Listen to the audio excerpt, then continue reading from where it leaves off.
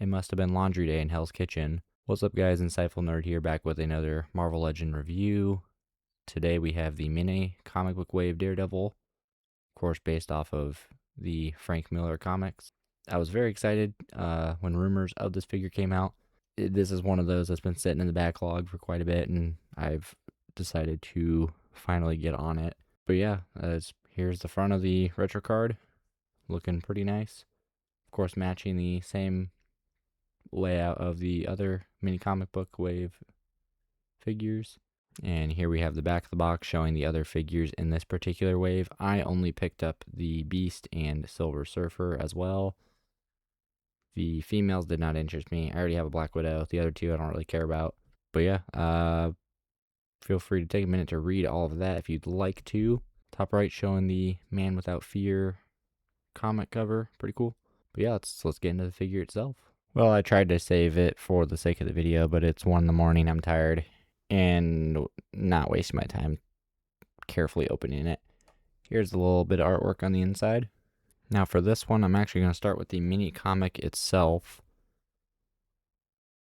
Very impressive. Honestly, this whole line of figures, I think, is just a way for Hasbro to flex that they are able to do this, because that is incredibly detailed for the size of it. It looks exactly like the cover. Of course, normal legends in the back, which I think is lame.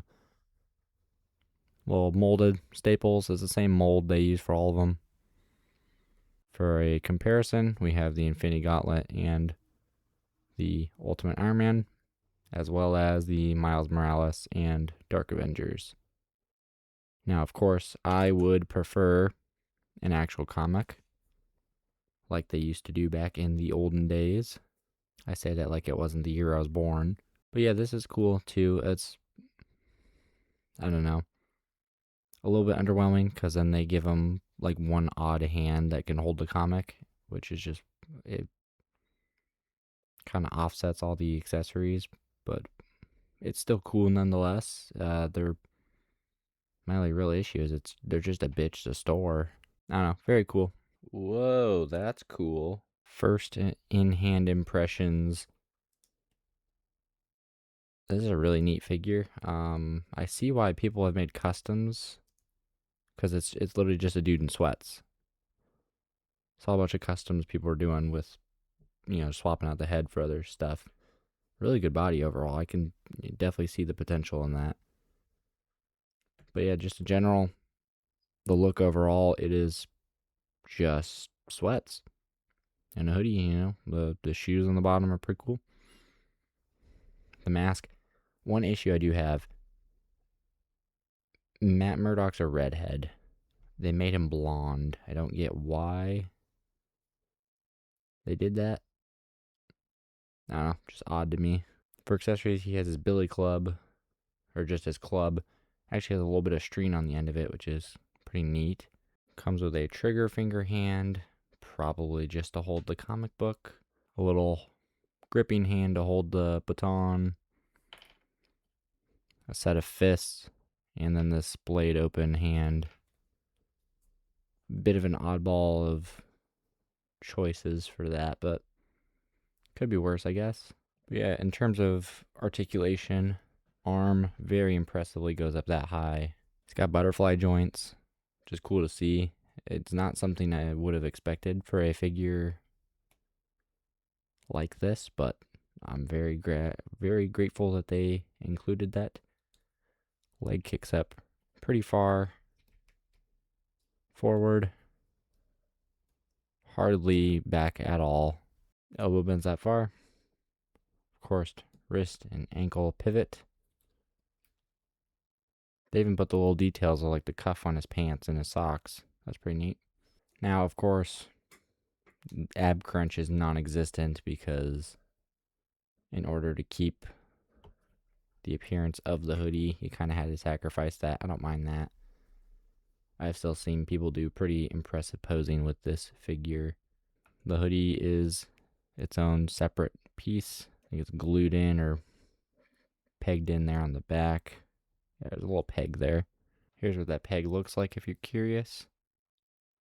loose hoodie piece. I guess while we have this off, we can take a look at the masked head. I do wish it came with a Matt Murdock head. It's rare that we get one of those comic-based unmasked heads for almost any character. Good amount of detail put in there. You can see a little bit of his eye imprint on the mask, like underneath of it. The wrinkles all throughout as it stretched back to the knot. And then the long strands. Pretty cool. But again, like the only issue I have is his hair is the wrong color. The rest of it's really good. For our first comparison, here we have on the left the Hydra Man 2-pack, and on the right that Midnight Suns Wave Daredevil. All very different looks for the character. Very cool to see them all lined up with each other. Yeah, I'm glad we're seeing some more Daredevil representation now that Charlie Cox's Daredevil's back on TV with Born Again Season 2 coming up soon, March 24th. Yeah, just exciting to see in general. Speaking of which, here we have the Netflix version of the suit, specifically end of Season 1, start of Season 2. Bought this figure used, so his foot broke off when he came, so I had to glue it back on, so got a hold of him, unfortunately. I bought him for the Daredevil Born Again figures. That should be coming out next week. God, I've had those figures since like fucking November and haven't touched them. That sucks. Yeah, really cool to see these next to each other. I would love to see Charlie Cox's black suit. Honestly, any of them. If they were going to do only one of them, I would prefer end of Season 3 with the white bandages. Now that they have made it clear they're willing to do blood with the Muse and Bullseye 2-pack, I would love to see that end scene with Wilson Fisk where the ropes on his hands are just completely coated in blood, and then have it be a 2-pack with Wilson Fisk, Vincent D'Onofrio's Wilson Fisk, just covered in blood. That would be really cool to see. And you know, Hasbro would love it. They could hike up the price with it being a 2-pack. For some more street level heroes, not really heroes, that's a bad term. Here we have Ghost Rider, the 85th anniversary, and this Punisher is the Bushwhacker 2-pack. Very nice to see. And for a standard Marvel Legend figure, here we have the 80th anniversary Iron Man. So yeah, that is my review for the mini comic book wave Daredevil. Overall, I think this is a delightful figure. He's been out for a minute. I have not checked the prices on him recently. Well, no, that's not true. He's pretty cheap, last I remember, on Amazon.